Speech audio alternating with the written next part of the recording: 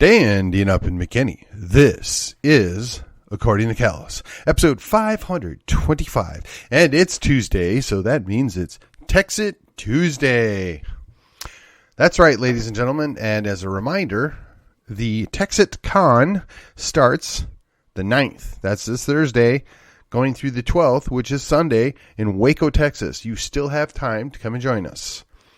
If you're interested, look up Texitconference.com or go to tnm.me and follow the links. And I believe they're still offering a discount code with my last name, Callus. So check it out. Come and join us. And it should be lots of fun and very educational.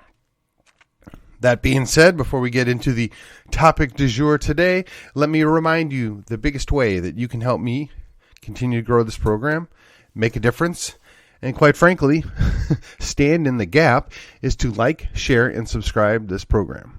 You can follow me on your favorite podcatcher, and if you're feeling particularly motivated, feel free to go rate and review this program. Every little bit helps. It seems to me that we gain traction, and then we run into these occasional episodes that just get smeared. They don't let it get out, and I mean, we're talking drastic drop-offs for reasons that defy comprehension on my part. But that's okay. We're still here. We're going to keep doing what we're doing to the best of our ability 4 or 5 times every week. Mostly just because I like bashing my head against the wall, I guess. No, seriously, folks. It makes a difference, and you're helping me just by listening and sharing it. And as I want to remind you, I am on the social medias. I have a group and a page over on Facebook, and I visit Gab and MeWe on occasion. So here we go. Yes, it is Texit Tuesday. It is the Tuesday before the Texitcon. Now, I want to preface this by saying there are some folks out here that have no idea what I'm talking about. And honestly, I'm not sure how that's possible, but let's just take a moment. Let's dial it back just a bit, and let's talk about what it is to do a Texit. So you might recall the term Brexit, which was Great Britain leaving the EU, i.e. there was a process in place that allowed them to disjoin or separate from the European Union, not unlike a divorce in a marriage. Now, while personally I don't think divorce is ever a good idea, I don't think, but for a few reasons is it even permissible under the Christian faith, there are times where it becomes a necessary evil, or it becomes the only thing to preserve your health, safety, and sanity. Right? So in the context of nations, or in nations that have been joined together, there is lots of evidence to suggest that there becomes a time where we too shall separate. Now, there is historical precedence for this. You may recall the state of Vermont broke away from both Maine and New York to become an independent republic. You may recall the state of Texas became the Republic of Texas by breaking away from the Empire of Mexico. You may recall that Ukraine and several other Baltic states, including all the stands, used to be part of the Soviet Union, but they broke away and became independent nations. You may recall there used to be a country referred to as Czechoslovakia. There are now 2 countries that exist in the same footprint, essentially, the Czech Republic and Slovakia. Interestingly enough, that nation was created out of World War I, which also created Yugoslavia. Now, Yugoslavia, when it separated, that was a nightmare. But it ended up that there was a country, Slovenia, which avoided most of the bloodshed and is quite prosperous in relation to the others. Then there was Bosnia-Herzegovina, which is essentially Catholics and Muslim plurality, I believe, with some Eastern Orthodox. And then there's Serbia, which is almost predominantly Orthodox. Then from there you have what is euphemistically referred to as the former Yugoslavian Republic of Macedonia. And then if you want to get creative, you can include Kosovo and Montenegro. Or I should say Montenegro is a separate entity, but it broke away from Serbia, as did Kosovo. And I don't believe I'm missing anything else in there. But again, that was very messy. That was bloody. You had at least 4 or 5 separate cultural distinct entities there, as well as 3 forms of religion, right? The Catholic faith, the Orthodox faith, which both versions of Christianity, if you will, and then the Muslims. And they battled within the existing cultures as well as outside of the cultures. And then, of course, you have the Greeks, the Serbs, the Bosnians, the Croats. Oh, yes, I forgot Croatia, ladies and gentlemen. Shame on me. Croatia is predominantly Catholic, and it is actually surrounding Bosnia-Herzegovina in a cross between a U and a V shape. And it seems to me that if you look at a map, it's got seashore and mountains. It looks like it's a beautiful country, and it was probably the second least torn up by war of all of them. If you say Slovenia pretty much escaped unscathed. That being said, none of it's good. None of it's ideal.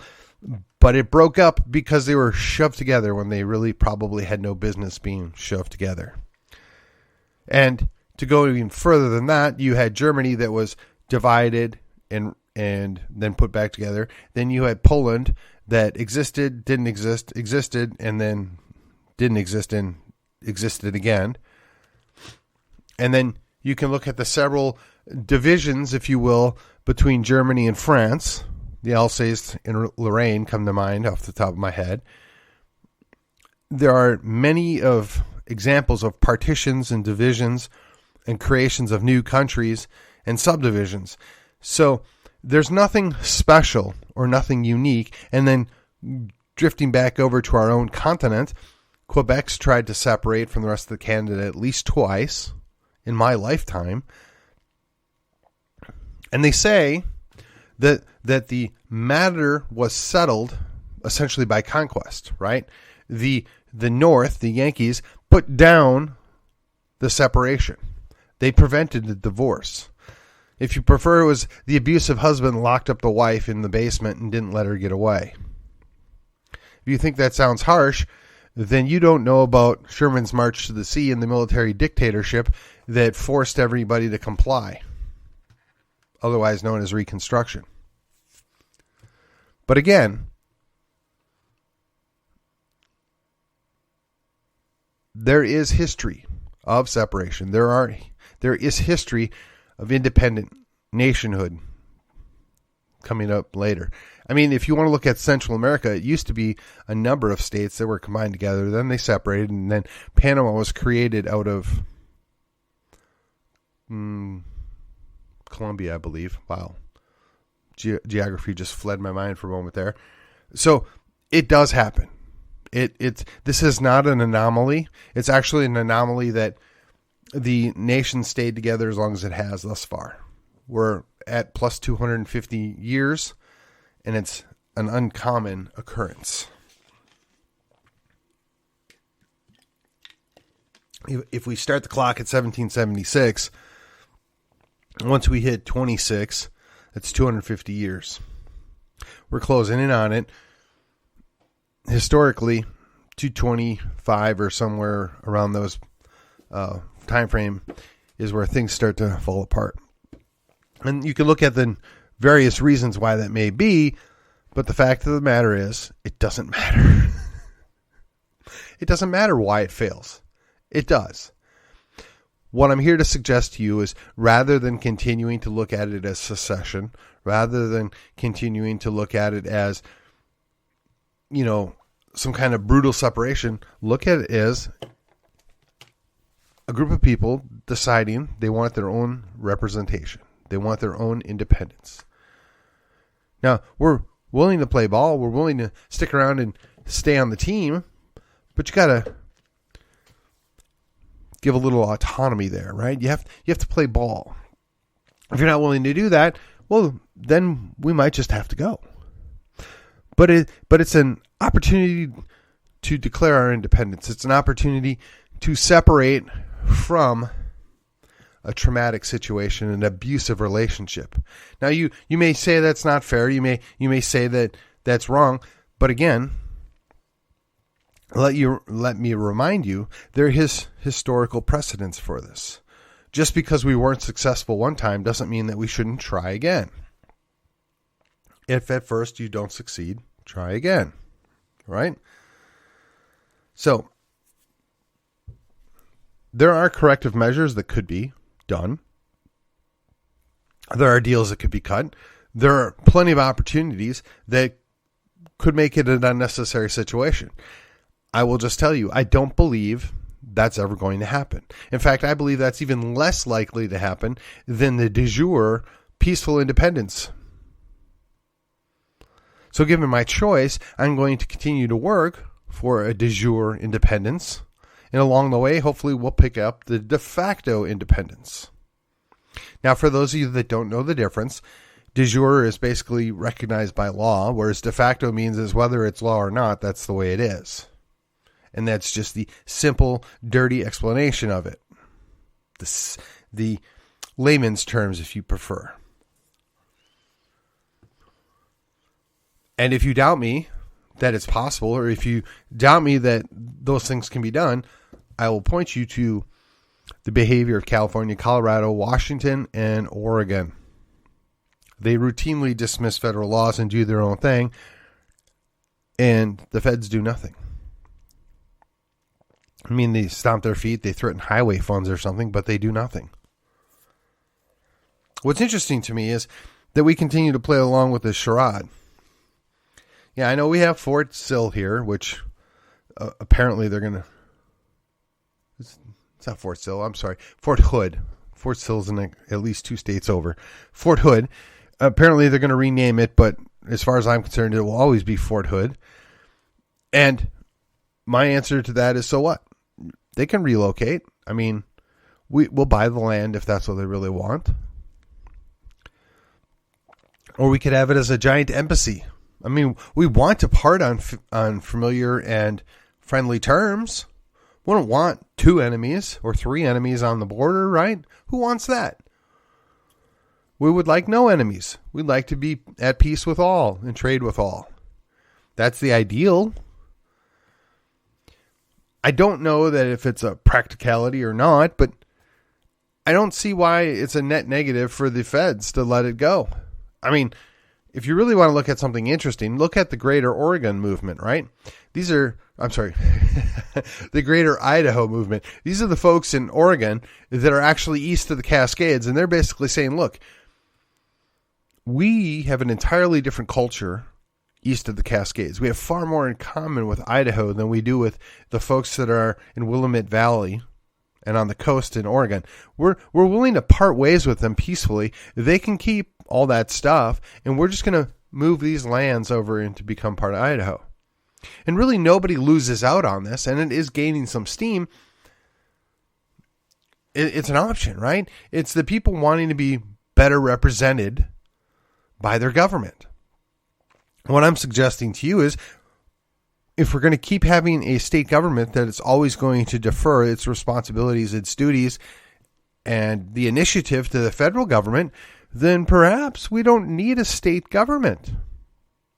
Perhaps we should just create our own federal government, replacing or removing the need for a duplicative one over in Washington, D.C. I think we can be far better represented by people that are here locally, people that actually reside in Texas. Let me ask you, how many of our congressmen, or if you prefer Congress people, actually live full-time in Texas? How many of the, quote, U.S. senators spend the majority of their time in Texas? Now, Texas might be unique in that our people actually like it here, so they do keep coming back. I know, for instance, my congressman routinely talks about how happy he is to be back home in Texas. But I'm wondering, is it like that everywhere?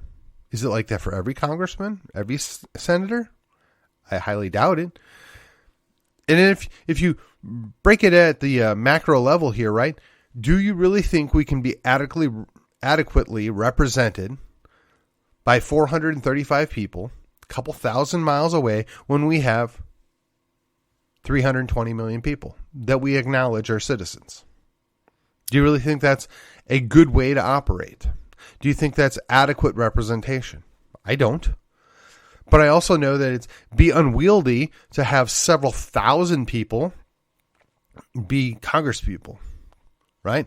How many congressmen can you fit in a building? I mean, I don't know about you, but I have been to several conventions that have several thousand people. And it is a challenge, to say the least, to get things done. It is a challenge to get a majority of people to agree on things that are divisive, right? I mean, look, if you're going to have a convention with Republicans, most things are going to be agreeable at about an 80 percentile. But then when you add in the other side, when you add in other people, now it gets dicey. And you've got several thousand people there.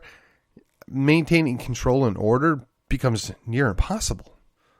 So while I personally find it regrettable that Congress chose to limit their number, to a certain degree I understand, and I'm almost sympathetic to why they would do that, but they're not doing us any favors. It's all about them.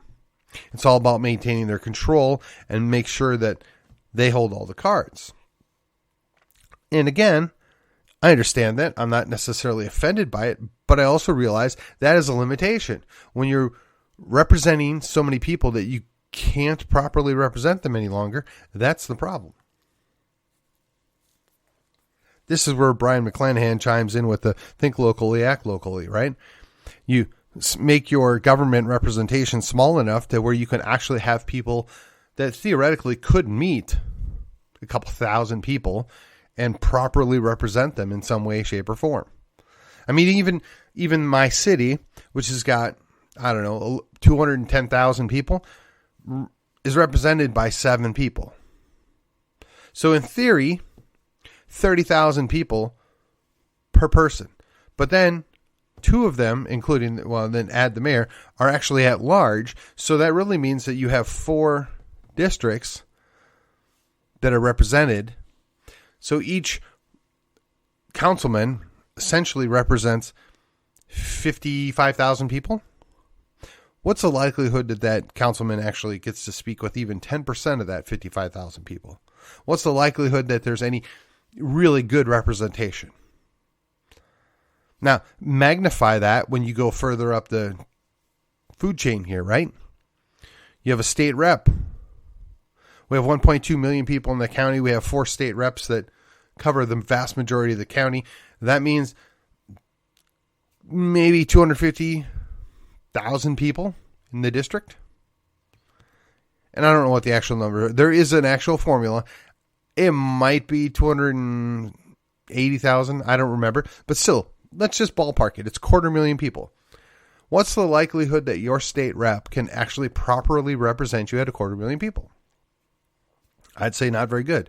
And then when you push that out to, the state senators, you're looking at 30 million people divided by 30. So you got 1 million people. Is that a realistic number that a state senator can properly represent? Probably not. Now, how do you fix that? I mean, the state of Texas has full authority to reorg at any time how it does its state government. But I don't think they have any interest in doing so. I think as a matter of fact, they have every reason to not reorg it. But if you get independence and you reset how the government is devised here in the state of Texas, well, then we could change things up a bit.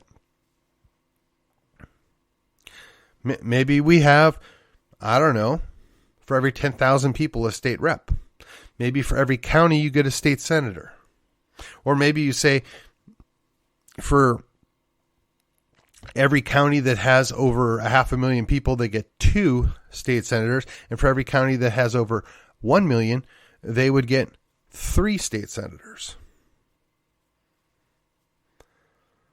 It gets interesting, doesn't it? It kind of bridges the idea between the rural-urban divide, kind of maintains a more equal representation. It doesn't allow for the 4 population centers to dictate terms over everybody else. It could get even more creative. You could break it up into regions. I mean, you could have sub-governors, if you will. Look, I'm not suggesting we need more government. As a matter of fact, I'm the biggest proponent of less government. But I do know that none of that can happen until we get control of our own state government, which might mean including kicking out the federal government. And again, this is kind of a tough thing to talk about, right? People are uncomfortable. We don't want to talk about redefining how Texas operates. We don't talk about what it's like to have our independence. But the real kicker is, if you're going to go through all this, and I've taken the time to go back to how we got there, right? What's going on? What's at play? What does this mean? Now, the real question is, well, why does it matter? So let me ask you, how many of you actually believe, well, that one, we had a good, clean election, let's just say in the last 20 years for the federal level? I mean, the Democrats said 2000 was bad. They said 2016 was bad. The Republicans agree 2000 wasn't good, but they will say 2016 was fine and 2020 was not. I mean, I think there are questions about all 3 at least. That being said, why not just take it away? Why not even worry about what the state of Florida does, or the state of Oregon, or the state of California, or state of New York? Why don't we just focus about our own state? Why don't we focus on something a little more closer to home here? I mean, the people in the Panhandle probably have 0 in common with people, I don't know, let's say downtown Houston. I mean, people are people. I'll give you that. But their needs, their desires, their wants are probably entirely different. I would also speculate that the folks out in El Paso have very little in common with the people in Tyler. That's not necessarily a bad thing. It's not a critique on either side of the equation. It's just we are a huge state geographically. We're a huge state population-wise, and we don't do a very good job of governing ourselves. And then we defer all of that to the federal government, which is even more problematic. That's why it matters. It matters if you want to get control on what's going on. If you want to exert authority properly, you have to reconsider, how do we do this? It's really easy to say throw the bums out. It's really easy to say, well, we'll just not elect them again. We'll remove them from office. Okay, maybe. But we've tried that at least with the last 2 speakers, and essentially it turned out to meet the new boss, same as the old boss, and we did get fooled again. Right? And we did all this work in the Tea Party movement to elect fresh blood and send new people down to the state to represent us, and within 6 years, they were co-opted. Now, you can say, well, we can put in term limits or we can fix this, but really?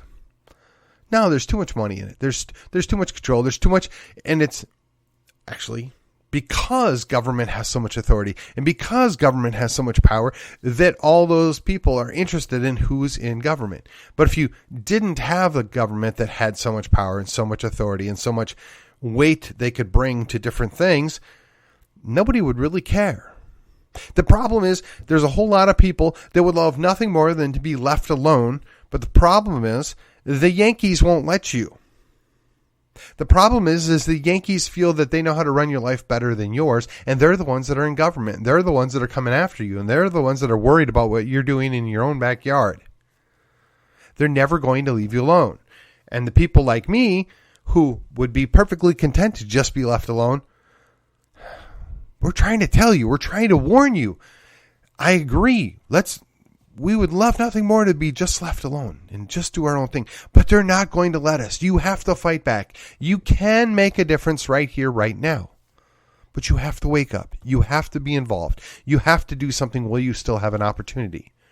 And I believe fully that Texas has not gone too far.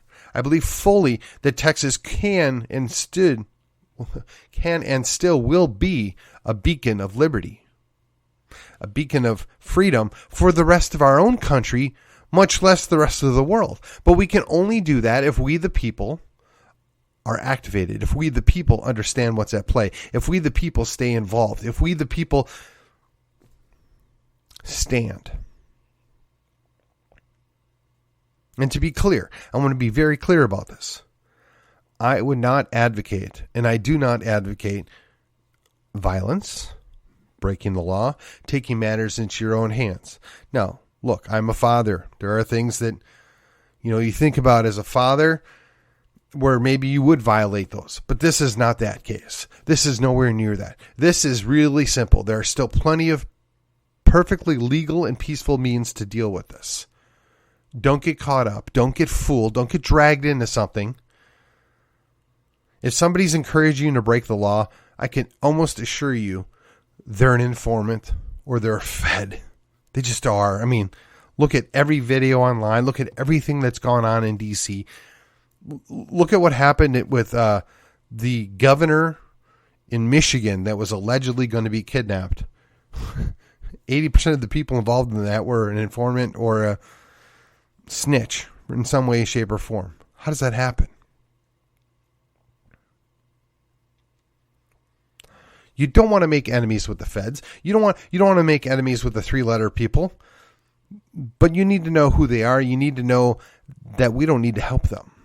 They're not your friends. They don't care about you. They don't care about Texas. And honestly, I don't believe the vast majority of them even care about our country.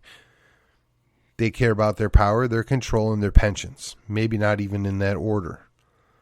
But don't be mad. That's the system we set up. That's the way things are.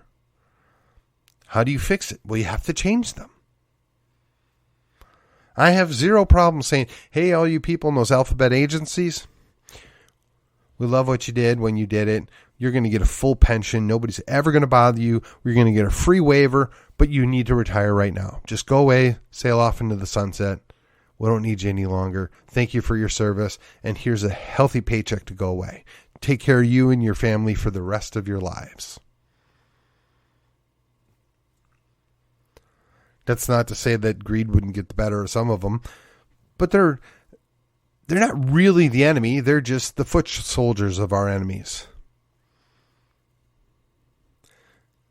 They're the pawns in the scheme, many of them.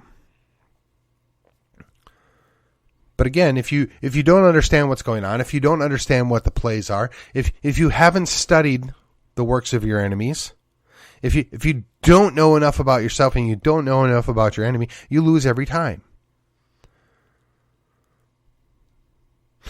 I caution every activist out there, take time, think it out. Don't do rash things. Don't run your mouth if you don't have to. Texit's a real thing. Do we get full independence anytime soon? I don't know. Can we work towards independence every day? Yes, absolutely. Can we get more and more independence every day? Yes, absolutely. That should always be our goal. Everything that we do in the state of Texas should contemplate the idea, how does this benefit Texas? How does this put Texas first? If we focused on the concept of putting Texas first, that independence grows. Everything that we do, everything that we push, everything that we ask for, whether you're pro-Texit or not, if you look at it from the standpoint of, does this put Texas first? Is this what's best for Texas? That puts us all in a better place. If you're thrilled to death and happy to be part of the union, you never ever want to break up, I get it. You've adopted the... I don't know. I'm not going to go down that path. You're happy to be in that relationship. I get it. But it doesn't mean you can't work for things to make things better. It doesn't mean you can't be Texas first. It doesn't mean that you can't improve the situation. Maybe that's a step too far. Maybe that's a line you can't cross. I get it. I respectfully disagree with you. But you can still come along. You can still help. Because everything that makes Texas better, everything that puts Texas first, benefits all of us.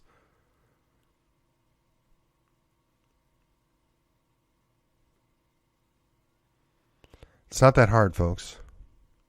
You just have to decide. Do I want what's best for my family? Do I want what's best for my children? Do I want what's best for my grandchildren? Do I want what's best for Texas? And if I do, then I need to reorientate my thinking to what puts Texas first. I don't worry about what goes on in Montana. I don't worry about what goes on in West Virginia. I worry about what goes on in Texas. I'm less concerned about what the Yankees want at the federal level to do. I worry about what we're going to do in the state of Texas. I worry about how do we persuade the other states to join us. How do I push back on the federal abuses? Those are things I look at. But if I'm building up Texas and I'm making Texas stronger, it becomes less relevant as the years go by. As the weeks go by, as the months go by, as the minutes go by. It doesn't matter how you measure it. It's every time and every step that you move forward, putting Texas first, puts us in a stronger position. And with that, this has been According to Callus. And I will see you, if not at Texitcon, on the other side.